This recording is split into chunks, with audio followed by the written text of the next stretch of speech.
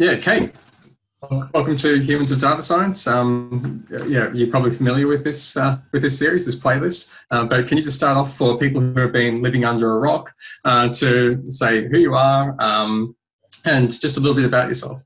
Sure. Hi. Thanks for having me on Humans of Data Science. It's totally awkward to be on the other end of of this process. But It's thank you great. for taking the time to interview me as part of this project. So this is great fun. I started this Humans of Data Science project in March of last year, and so far I have interviewed a little over 50 people with, I guess, another 100 or so planned for 2019. But Wow. yeah, about me, I'm a data nerd. I don't know how else to call myself. I just love everything that's related to data. I tend to get involved in various projects, most of which create content out for the community. So projects like books, or I have a blog on Story by Data. I recently started a dedicated weekly project where we have a new topic every week. And Nick, you're actually the first person to provide a giveaway for the week, so we can talk more about that project. Awesome. Awesome.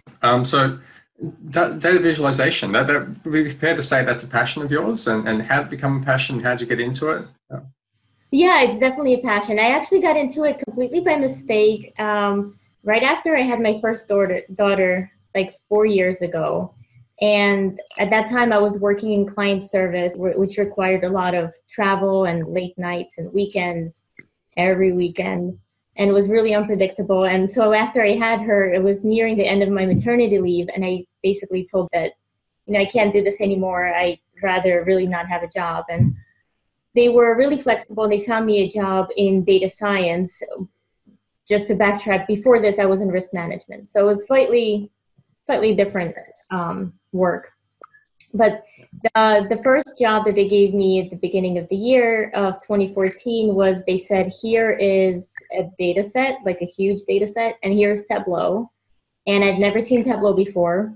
So I put those two together, and they told me, give me insights. It was that broad, right? They didn't tell me what they're looking for. But it was just so easy to drag and drop with that tool. And then I started really getting into it and taking courses and just learning on my own. And then got so excited, I started my YouTube channel, where I started delivering some types of training on whatever I would learn. I would try to share it with the community. So definitely a passion of mine. Awesome. Awesome. It sounds like that practical way of being thrown in the deep end is really kind of a good way to learn. Is that how you kind of learn? You just kind of like, oh, I'm going to learn something new. Oh my gosh, let's get started. Let's just do it. Or do you sort of have more structure? You get organized, or you just kind of throw yourself in? I didn't really have time to get structured. The way it happened was the managers who would request different visualizations after I started exploring the data, they would say, okay, I want this and XYZ. And I'm like, well, I don't know if Tableau can do that. Let me look into it. And that's how I would learn something new. And then I would figure it out, see if it's possible or not possible, or try to break Tableau in different ways to make it possible. And then share that on my YouTube channel after I figured it out. Awesome. Awesome stuff. And so you're doing, like, I'm still, my mind's sort of spinning at everything that you're doing, right? So there's like the website, there's full-time work, there's being a mum, and there's like, you seem to be bringing out new books and new courses and new things. And leads on to the next question about time management. Like, how do you do all the things that you do? How do you? Thank you. Well, we get a lot of time actually in the day. 24 hours is a lot of time if you plan accordingly, I guess. And I do sleep quite a bit. I sleep from like 9 or 9:30 p.m. till 5 or 5:30 a.m. So I definitely don't give any of that up. But then I think what helps me is working from home, because it allows me to, focus on work, but then it saves me the time of, getting to work, right? So that's like an hour, sometimes hour and a half each way that I end up saving. And then the lunch break, I can do a little bit of work on my lunch break. So it allows me to be a little bit more flexible. And my kids are the best, so they're easy to take care of. So that also helps. Fantastic stuff. I was going to say as well, like, I did see that you posted your 2019 goals. Do you want to share those with people? What you Yeah, planning I for? actually did share a LinkedIn article on the 2019 goals, but part of what I remember I committed to was I want to run 1,000 miles. Um, there was the ethics data science awareness course because I do want to raise awareness on ethics for those working with data that, they really need to understand how powerful they are and take other people into consideration. Several more books. So there's a kid's book on data literacy for children, probably ages 6 to 10, around that age group. Possibly more courses around Tableau.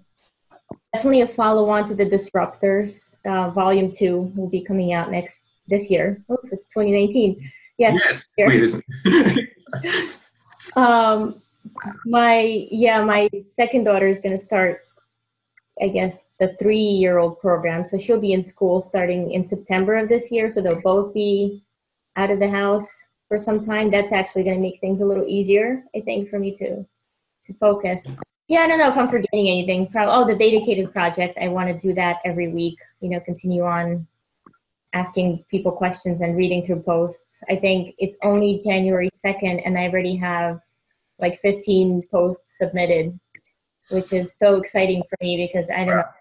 I'm really, really pleased with the engagement that it's getting. Awesome. No, it's absolutely fantastic. It's outstanding work. And again, I'm kind of in awe of you. And I think the rest of the data science community is. And what do you see? Like, what are you getting out of being involved in this community? It's just fun for me. I get asked that question a lot, especially by family. My husband, That's right. why are you doing this? Money. I'm like, it's fine. I actually think I related to how some people like to watch TV. I like to watch my Google Analytics tell me how many people are on my website, and it just changes. Seeing that number go up, it's just exciting. And more seriously, it's just the engagement from the community and hearing people's thoughts, especially those that might not be so open to sharing it publicly, and I get to help them share their ideas broadly on social media. That's really cool. Yeah, cool. And you're obviously someone who's really passionate about women in tech, and as someone with 2 daughters, I'm super pumped and excited. But how would you say? And firstly, like kind of 2 questions. How do you feel as data science as a role for women? Is it something that you think women can be really good at and women can excel in? Because again, my belief is some of the best people I know are women. And also, how would you advise like younger women starting out in data science to get into it? Yeah. First of all, how did I forget? My 2019 goals also includes the Mothers of Data Science book that I'm writing with Kristen Kerr. Follow yes. me on Instagram and other places. She's awesome. Yes, so I do think that data science is a great place for mothers, for women, for girls who will be women in the future. And I have 2 girls of my own, so I definitely have some of your same thinking where I want them to be exposed to this area.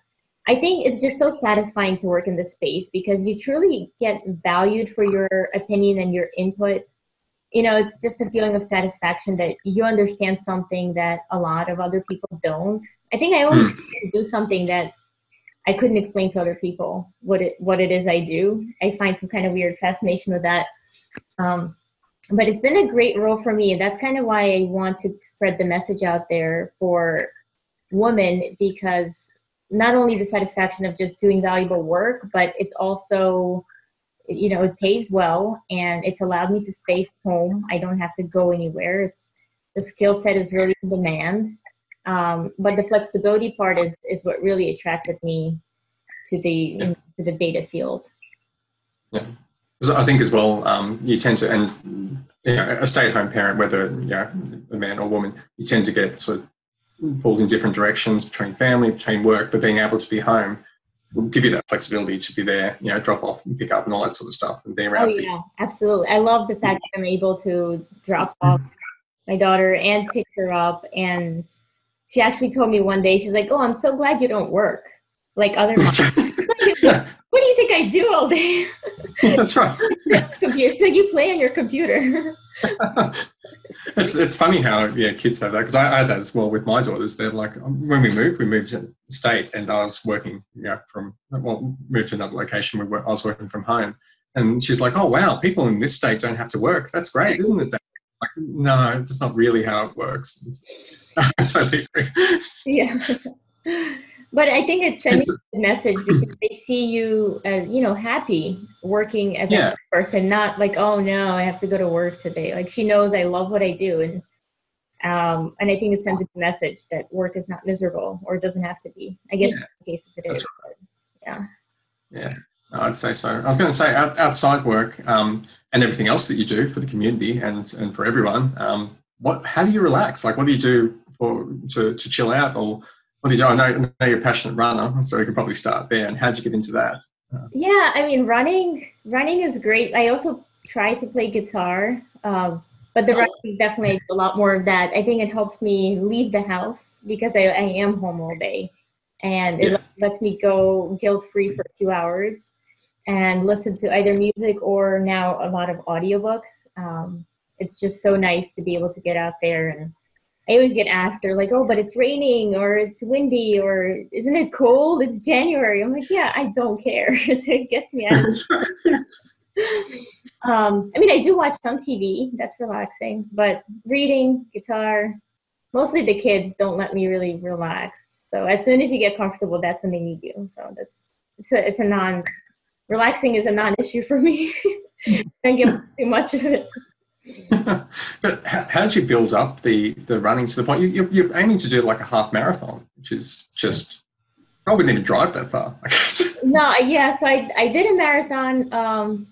You did a full marathon. I did the full marathon, and I've actually decided to do it in June of last year. What happened was in May of last year I decided to run 100 miles in a month, because the year before that I ran a total of 86 miles, and I'm like, 86 miles in a year, I think I can beat that in a month. And then I'm like, oh, let me make it 100. So I posted it on LinkedIn because, once you post it on LinkedIn, you have to do it. And my husband came home. He's like, 100 miles in a month? Are you crazy? Did you do the math? I'm like, math? No, I didn't. Like, if you do the math, you won't do anything. So I ended up running the 100 miles, but there was an old lady that would always be walking her dog in the neighborhood, and she saw me running because I would have to make multiple runs a day to get to my 100-mile goal. So she's like, "You're running again? Are you training for the marathon?" And I'm like, "No, but maybe I should." So after that challenge was over in June, I asked around. I'm like, "Hey guys, like people I knew who were runners, I'm like, how do I get into the New York City Marathon?" And they said, you can raise money for charity, which I ended up doing for Back on My Feet. And then I had to run a lot more to train for the marathon. But now I'm actually thinking of ultra marathons, which is like over 30 miles. It's fun. Yeah. It's a lot of fun. Run, Nick, run more. I don't see how. I mean, I appreciate it, but I'm a runner.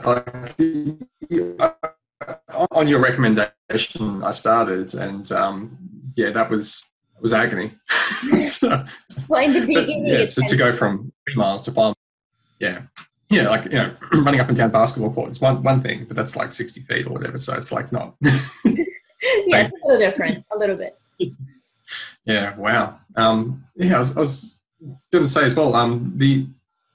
The standard question that you usually have is about the at the end. You usually talk about superpowers, and that's just one that I've just remembered now. But if you had a superpower, what would it be? It's weird, but I always wanted to fly. I was walking my daughter today to school, and for some reason I'm like, well, what if I could fly? It's just the randomest thing, but I used to have dreams as a kid that I could fly, like within my dream, and I don't know, it's just something I would like, not with like a jetpack, just me. With a jetpack or with whatever, a hoverboard, I don't know. I wanted to just be me literally flying through the air. That's it. No reason. That sounds awesome. That sounds great. Have you seen those? Yours was like jumping high or something, right? Jumping really high. Yeah. Because I'm again and so that's what I do at the gym is a fair bit. I became obsessed with vertical jumping as well because I started doing weights to as a way of keeping myself playing basketball, and then so I was doing heavy squats and stuff, and I'm like, oh wow, I can dunk now. So that was an unintended benefit of trying to stabilize my knees. So oh, nice. No, it was horrible. Like it really is. Lifting weights is horrible. Running's horrible. But I think that's probably a lesson for people as well that you can't really. Like, and I think running a marathon is a really good analogy for it, or for learning something new or anything like that. There is this pain that you have to go through to get results, and there is a fair bit of work that you have to do to become confident in something. And is that the sort of advice that you give for people starting out new? Is that because there's lots of areas in your life where you kind of, I think you go through a lot of hard work now for future benefit. And running, you're doing that, and even data science, you do that as well. Absolutely. I mean, pain, I actually like the pain, especially after a really long run. You don't feel it until the day after, right? But then you're like, whoa, like you feel the results. I don't like pain of like a sprained ankle, pain, no. But the muscle soreness, that feels like, oh, I deserved it, in a good way. Not like... It might sound sick, but like a lot of things in life, if you do some hard work up front, then it can really pay off in the future. And I think one thing a lot of people are afraid of is doing the hard work and not seeing payoff. And that's a really bad way of going about it. Like I do most of the stuff I do without ever thinking of what the payoff could be. And it's honestly turned out to be like some of the things that I started for no reason have led to the most amazing opportunities, like Humans of Data Science. Like I met some really amazing people, and that's opened so many doors. So I think just having communications with people is just really, really good. No, that's awesome. That's great advice as well. And so it seems like what you're doing is like cutting through so many people from different areas that sort of gravitate towards you. It's incredible. You're like this Jupiter that's drawing everyone in the data science community together, and so it's amazing to see how but that's awesome. And what are some of those opportunities that you've been able to have? Like obviously meeting new people or going to conferences and meetups and chatting to people.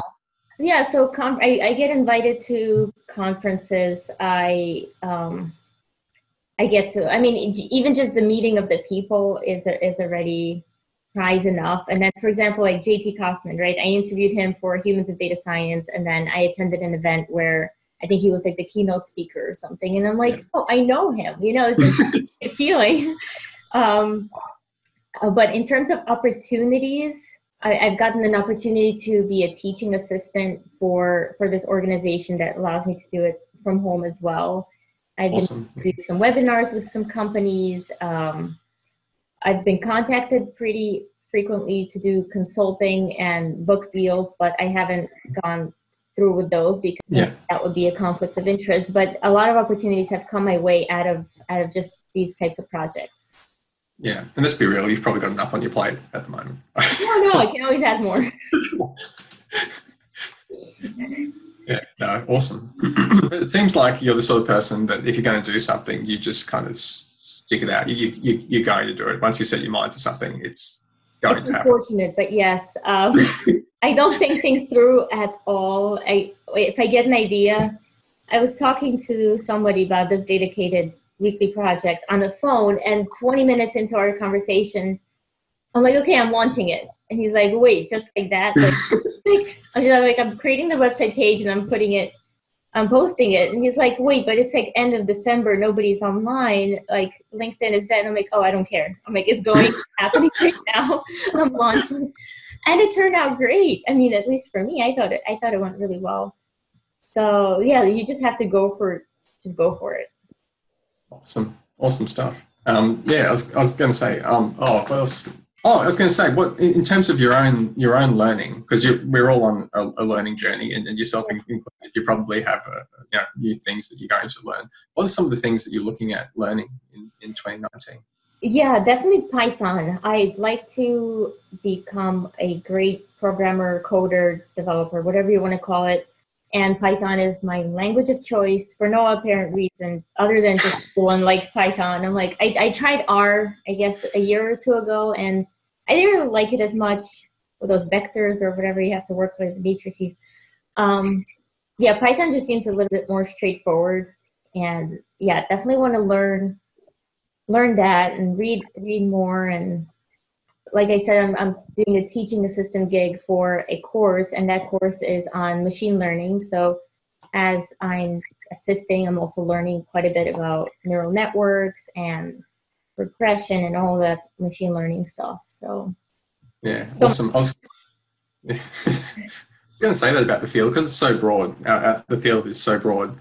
Sometimes you'll probably find this as well, is that people will ask you sometimes really specific domain type questions about some thing that maybe only half a dozen people in the world kind of know. And it's like, well, we're still learning as well, and you can't really know everything. And so, how do you plan your learning, and how do you think about learning and well, for me, I kind of go with whatever interests me, because at work I don't really have to do machine learning or neural networks. So for me, I do my work and then I learn all these cool new things as I'm interested in whatever. Like if I read an article on multi-armed bandit, I'm like, oh, I want to look further into that.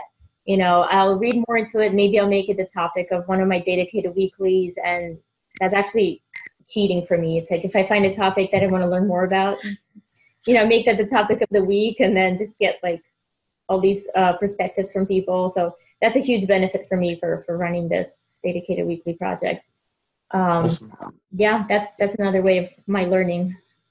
And you probably, or do you subscribe to different newsletters, or do you go to sites as well to stay informed, or how do you keep informed with everything that's going on in the industry? Because it's pretty hard. I think LinkedIn is actually the best place to stay informed than attending conferences.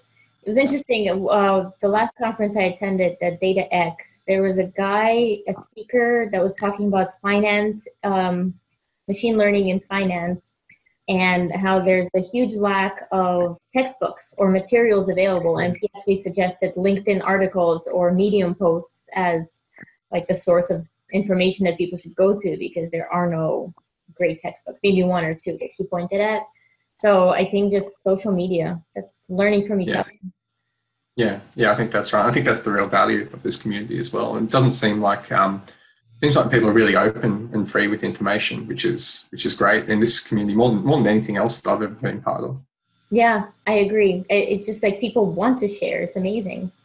No, awesome. Well, I was going to say once again, thanks for being on your Humans of Data Science, Kate Strachan. Big fan and love your work. I can't wait to see what 2019 brings. I know it's going to be awesome. So, on behalf of me, and you really helped me a lot in my own journey, but also other people in the community. Just thank you so much for being you and for being awesome. Well, thank you for doing this. It's been really fun to be on the other side. Not as I thought,